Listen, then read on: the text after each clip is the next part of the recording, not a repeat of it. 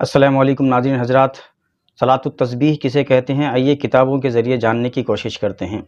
اس نماز میں بے انتہا ثواب ہے، یہاں تک کہ علماء اکرام فرماتے ہیں کہ اس نماز کی فضیلت و بزرگی سن کر اسے ترک نہ کرے گا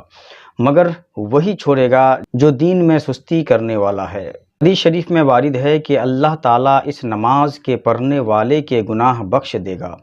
اگلے پچھلے نئے پرانے، جو بھول کر کیے، جو جان بوجھ چھوٹا اور بڑا، پوشیدہ اور ظاہر۔ اس کے بعد صلاۃ التسبیح کی تعلیم فرمائی،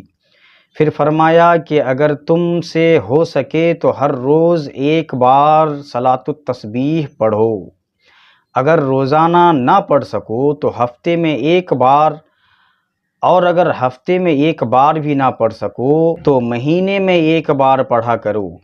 اور اگر یہ بھی نہ کر سکو تو سال میں ایک بار، اور اگر سال میں ایک بار بھی نہ پڑھ سکو تو عمر میں ایک بار ضرور پڑھو۔ طریقہ کیا ہے؟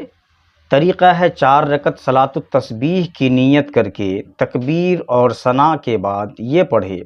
سبحان اللہ والحمد للہ ولا الہ الا اللہ واللہ اکبر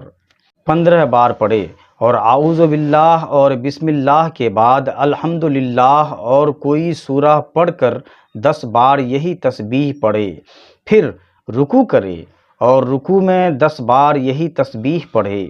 پھر رکوع سے سر اٹھائے اور تسمیع و تحمید کے بعد 10 بار پڑھے، پھر سجدہ کو جائے اور اس میں 10 بار پڑھے، سجدہ سے سر اٹھائے اور 10 بار پڑھے، پھر سجدہ کو جائے اور 10 بار پڑھے۔ اس طرح 4 رکعت پڑھے، ہر رکعت میں 75 بار تسبیح اور چاروں میں 300 بار ہوئیں۔ مسئلہ: حضرت ابن عباس رضی اللہ تعالیٰ عنہ کی روایت سے ثابت ہے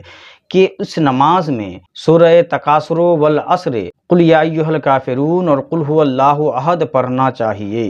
اور بعض روایتوں میں سورہ حدید، حشر، صف اور تعاون کا ذکر ہے۔